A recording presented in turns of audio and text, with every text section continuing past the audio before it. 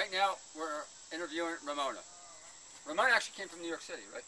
From Long Island, New York. From Long Island, and actually this is the second video I'm doing with you. The first one didn't work. And now we hope this one works. Now this one works, and the reason I'm interviewing is because of your lifestyle, and the reason why they're here is because of their lifestyle, and everyone actually has the same lifestyle. So I thought, why don't we do all lifestyle together? Is that right? Correct. So, by the way, it won't be put up tomorrow, it'll be put up in a few days, but Dorian Ryder and Frida are speaking tomorrow at my store, but you'll get it too late. Anyway, why don't you say why it's a raw food? Yeah, I'm actually Fruitarian. Yeah, I'm a Fruitarian. I'm on 80-10-10. But actually, I'm on, put it this way, I'm 95-5. Wow. I make 90% carbohydrates, 5% protein, 5% fat. Yeah, you have to show your stomach then. Yeah, you see? 40 years old.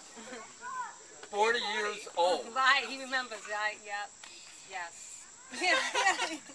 40 years old. Raw foods is for longevity, anti-aging, anti-disease. And you're going to talk about your 25-year-old boyfriend too? A lot of energy, stamina. He actually is doing a video right now.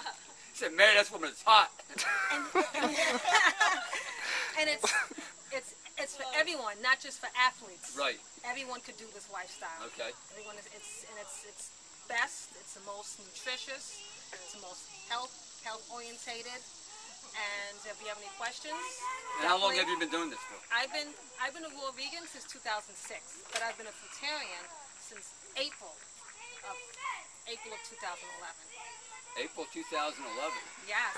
Wow. What made you change, by the way?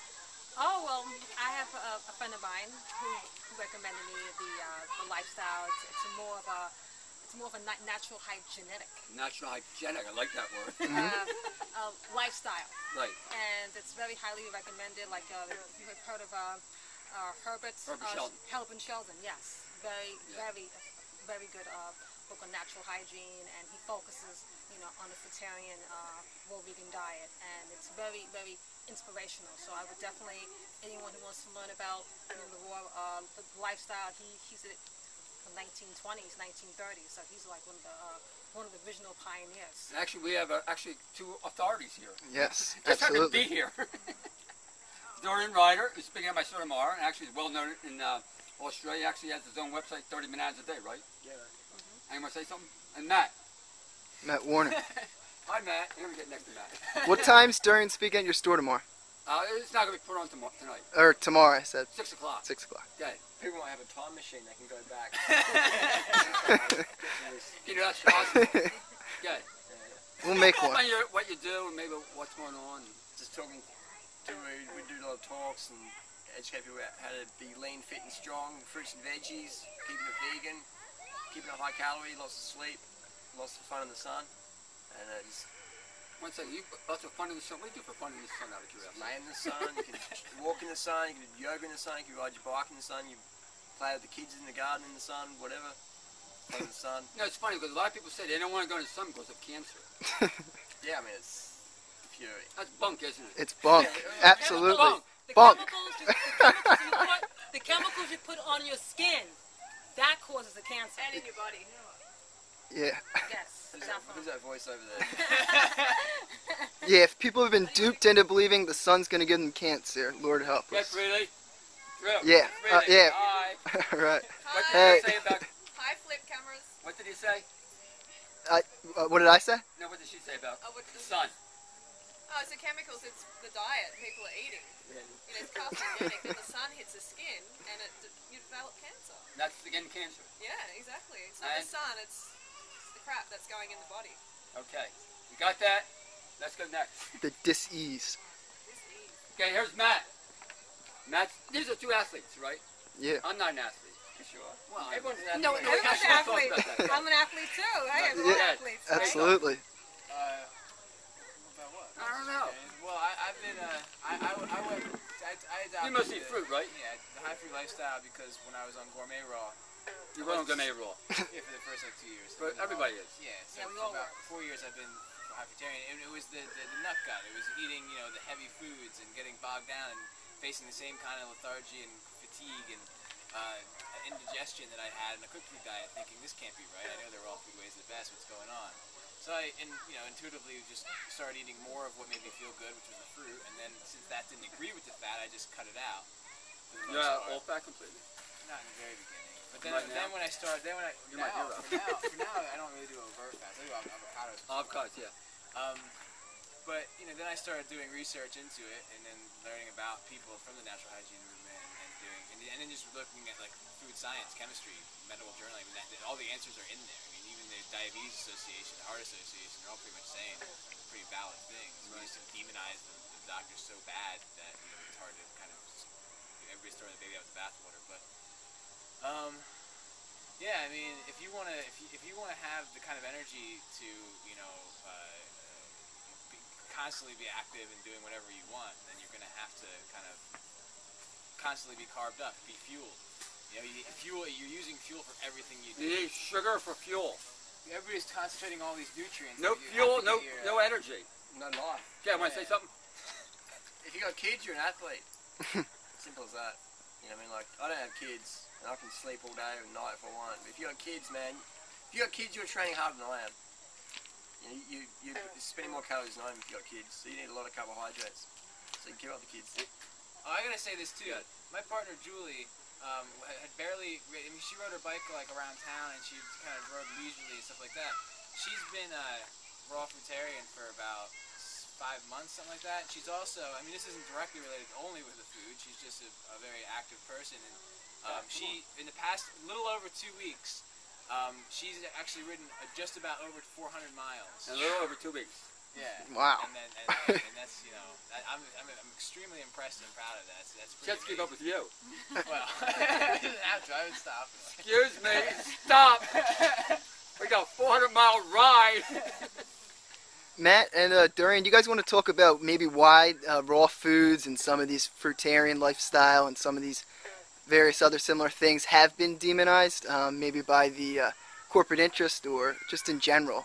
I'd say, Harley, it doesn't make sense, but it makes dollars. It doesn't make sense. It makes a lot of sense. It doesn't make a lot of dollars. That's right. And then you get people who like say, "Oh, I knew a fruitarian," and they didn't do well. It's like, yeah, because they tried to have just fruit, or they were a bit loopy, and they tried to live on like 2 bananas a day, or they tried to be breatharian.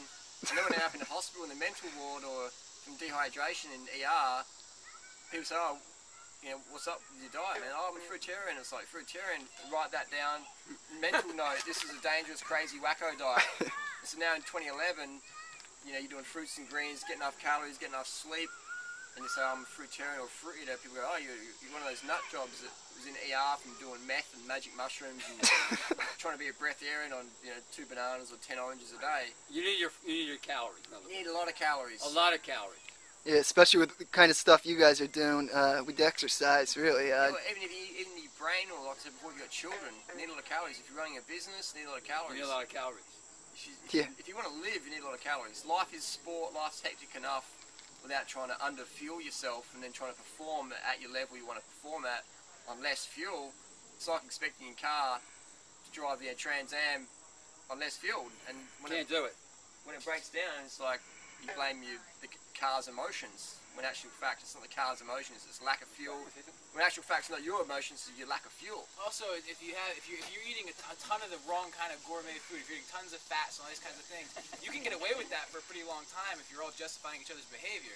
But if you try to eat fruit at any time, that fruit is active fuel. That's going to let you know immediately that something's going on. So you can go for such a long time on the wrong kind of diet without fruit because there's no strong indicator that there's a problem.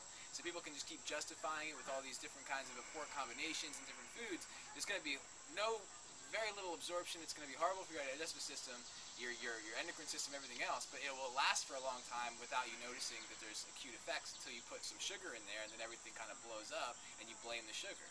So that's why people are always blaming sugar for everything. It's just hard to have integrity in the diet if you keep putting in those indicators. Our line keeps on getting bigger. This is Scott. He's actually a bike rider. Nice. Say something, Scott. What's up, Scott? In Spanish. I just like to say, I don't know who coined the phrase, but how fruit is the ultimate fast food. Wow. Yeah. Somebody else said that. I didn't say, but it's amazing.